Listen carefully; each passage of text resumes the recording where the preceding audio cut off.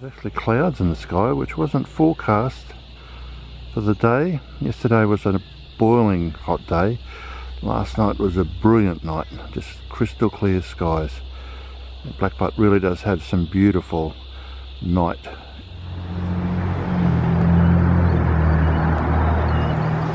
Here at the Bunny Nut Cafe, everybody's talking about Roy Emerson. He'll be here in 5 hours' time, so come on down.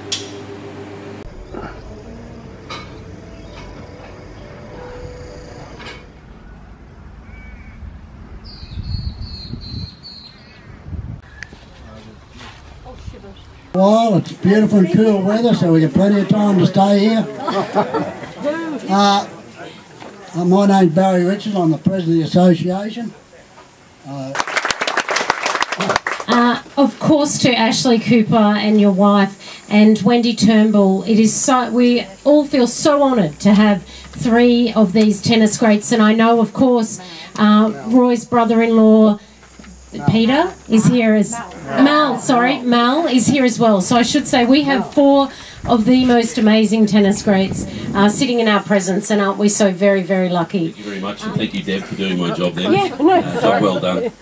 To Roy Emerson and to Mrs. Emerson, thank you for coming back to your home, to Blackbutt. This is the biggest thrill that this town, the South Bernard, has had, I think, in its lifetime. This is something very, very special. That's how important it is. Roy Emerson won 12 Grand Slam tournaments as a singles player. I'm not going to go back through the last 5-minute diatribe either by any chance. Look, but just welcome everybody. Thank you for coming up. Congratulations to the committee, to you, Roy, and to Mrs. Emerson. Thank you for taking out the time in your busy schedule. Happy 80th birthday for last November, Roy, and just wonderful to have you here. And this is a fitting tribute to one of the greatest sports persons of all time in Roy Emerson. Well done. With my idols, my Australian tennis idols, I can say they all turned out to be absolutely fantastic, and they didn't disappoint me.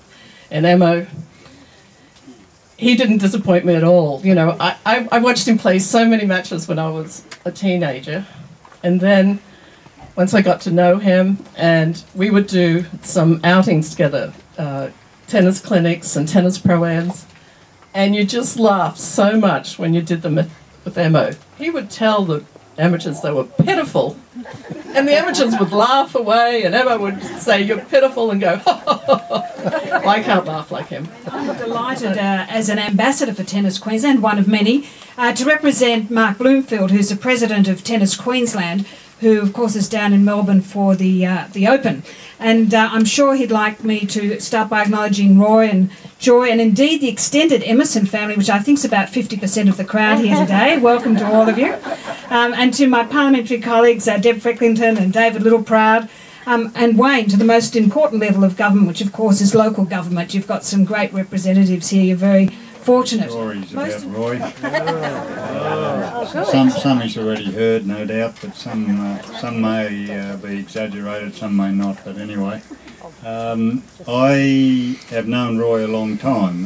1952, I came to Brisbane for the first time, and I was at that stage 16, fairly ambitious in what I wanted to do in tennis, and I walked out to Milton. I went out to Milton. And I see hitting up on one of the outside courts 2 lean, sun-tanned Queenslanders. This is, I think, sometime early November, before the Queensland Championships. And they were Mal Anderson and Roy Emerson. And I looked at them and I thought, these 2 could be a thorn in my ambitions. and so it proved. We talked a little bit about Blackbutt and people making pilgrimages out here, and I spoke with Bud Collins a few years ago in America. Bud was a great tennis writer for tennis and the world, really. He wrote articles everywhere, and he told me he was coming out to Blackbutt because he's heard so much about Roy Emerson, where he came from, that he made a pilgrimage here prior to going down to the Australian Open. And that was a few years ago. Now, if he'd done it now, anyone who does it in the future are going to have something out here that is a memory and a memorial to Emma and to Blackbutt, and I think it's fantastic. Young Roy, and when only a boy, with a racket and ball was quite handy. A champ was his aim, hard work brought his fame, and he never lost sight of winning the game. Way down the track we all looked back and we knew the time was well nigh to honour this boy who is now a man with a prize that would reach up really high. 'Twas Crancy the mayor who thought it was fair to make a mighty pledge. Little did he fear the offer was not near for a statue of such great cutting edge. Very warm welcome in many ways. It's really touching to see so many here present and turning up for this function. I'm terribly proud of this statue. Hazel, you're incredible. Yeah.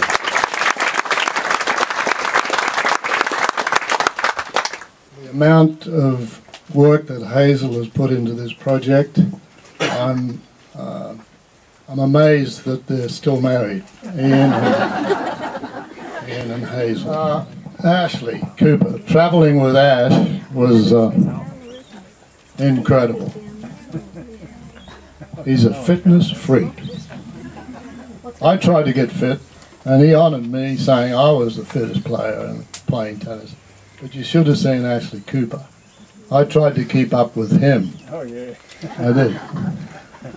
But I think some of the young players today should have Hopman as a Davis Cup captain with a little bit of discipline. When Ashley and I travelled in the Davis Cup team, we were really orange squeezes, and the two leading players on our Davis Cup team were Ken Rosewall and Lou Hode. And in England they had a lot of Bobby Soxers that were in love with Ken and Lou. And every day we'd have to go to the kiosk outside, orders from Hopman, and buy 100 or 200 photos of Ken and 200 photos of Lou, and we were answering all their fan mail. Every night. That's what we did. We sat down, opened all the letters for Ken and Lou. We tossed to see which name we would sign. I lost the toss. I got Ken Rosewall, which was a lot more letters than Lou Hode. So that's our experience travelling in 1954. We travelled and played some exhibitions for the Australian Lawn Tennis Association to help pay our way around the world. And we're on a train trip that's taking about 12-15 hours through Europe. And I had a packet of cards and we started playing gin. And he wasn't with 500. 500 too, but there was we played a lot of that too, Mal. And Coop was a lousy loser.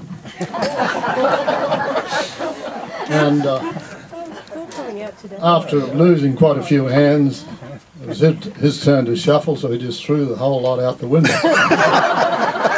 So now we've got to talk to each other for the rest of the trip. But the smartest thing, well, I thank everybody in the community and all the sponsors that gave money to this statue. I really appreciate it, and it's something I never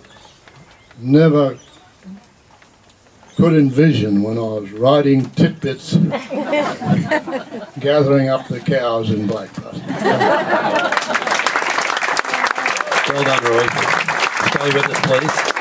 Now, probably the most important part, we're going to ask the Deputy Opposition Leader, we're trying to change that title too in the next 12 months. Deb Franklin going to come forward, and this is what we've all been waiting to see, the unveiling of the Roy Emerson statue. So, over to you guys. Do the honours, please. I mean, over there.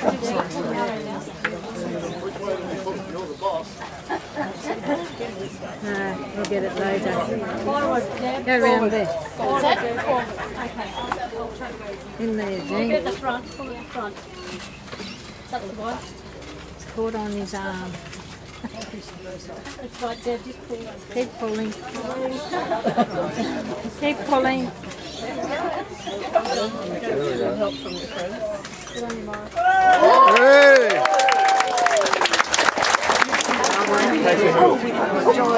Could be a bit of a battle.